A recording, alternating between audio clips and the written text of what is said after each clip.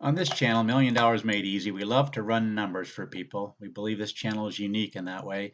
You just put in the comment section of a video that you watch and ask me to run the numbers. Sometimes I don't catch the comments, so bear with me. You may have to put them in there twice. But this individual had the following situation. He says, "Can you run the numbers for me, please? I am 40 but need to retire sooner as I have a child with disabilities. I have approximately 150,000 saved, and by the end of the year, I have should have approximately 200,000 saved. I would like to retire at 55 with approximately 2,000 a month." So, first thing we need to do is find out what it would take for a nest egg to kick off 2,000 a month. And what I'm going to do is put in 600,000 because I've done these numbers enough. I know that that's going to be a 4% rule if you use 2,000 a month. So we're going to take out 2,000 a month. That would be 4%. And in the last 100 years, how many times would you run out of money with the 4% rule if you start with 600,000? Only in 1929. So 600,000 wouldn't be enough. You'd have to go a little bit higher, but in actuality, you can probably actually go lower because let me just put in 500,000. I'll show you what I mean. 500,000. That'd be 4.8%. How many times would you run out of money in the last 100 years? Right, 2 times, and both of them in the 1929s and 1930s. So I think we can have a goal for him to reach 500 or 600,000, and we're going to go to that in just a second. But first, I also want to put in if he'd have a 2% COLA, so when he's in retirement, he could keep up with inflation or at least try to. Let's see how that affects it. Right now, it's just 2 times.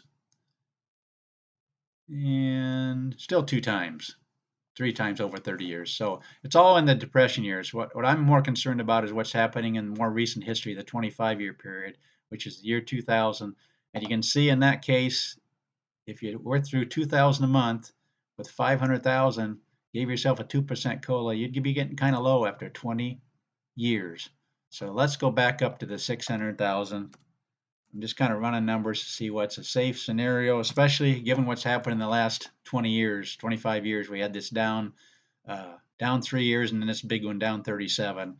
And so after 20 years in that case scenario, withdrawing 2,000 a month, giving yourself a 2% COLA, after 20 years, you'd still have over half your money left, 347,000. Of course, we don't have enough years to run at 25 or 30 because it hasn't been that long.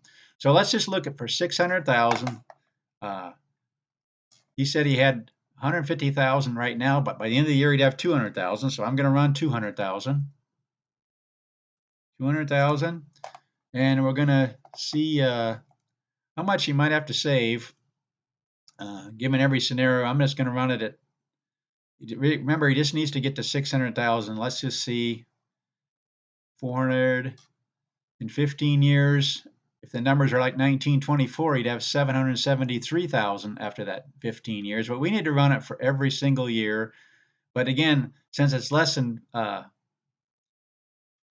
20 years, because I'm always hesitant to run it for less than 20 years because you might run into a bad decade. So I know from experience that the 1929 would be problematic. 1929, after 15 years, you'd be down to 300, or you'd be up. You'd only have 336,000, so you'd have to increase that to, again, let's just go up to here. 15 years. It's going to take quite a bit if we have those kind of years, but even 1 year difference, 1930, the depression was just kind of bad. Okay, but I'm more concerned with what's happening in from 2000 on because that's a lot more recent. Let's go right here. Okay, in 15 years, if he would save 700 a month, he'd be up to that 616,000, which is what we're shooting for to have a goal of being able to withdraw 200,000. Let's see what 650 would do. 650 is just under that. So if we have a decade starting out like the 2000s, I'm going to show you here what I mean. It really depends on what decade you're looking at. What 15-year period? A lot can happen in 15 years. You can have a bad decade, a good decade. Now, watch this right here. Right now, $600 a month, beginning with 200,000, he would have 581,000 after that 15-year period, just short of what he needs for the 600,000 to be able to kick off 200,000. Hopefully that makes sense. See it right here. 1 year later, you would actually have that basically a 600,000. But look, just a decade later, 2010, watch what he would have with these same numbers. It's going to blow you away after 15 years. 1,714,000. See the difference a decade can make? See the difference?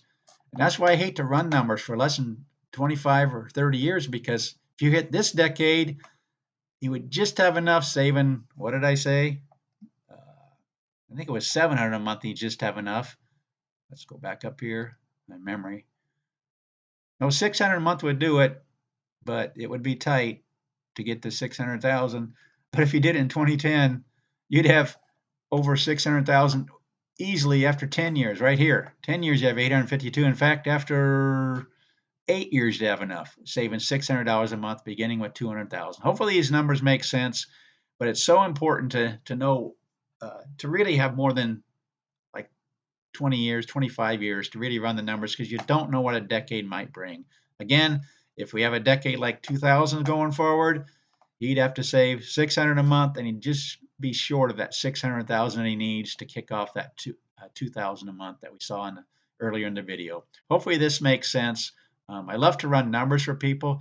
Please subscribe. Please tell your friends about this. I'll run numbers for anybody. Just put it in the comment section with the numbers you want me to run. And again, please subscribe and share this and like the video. Thanks for watching.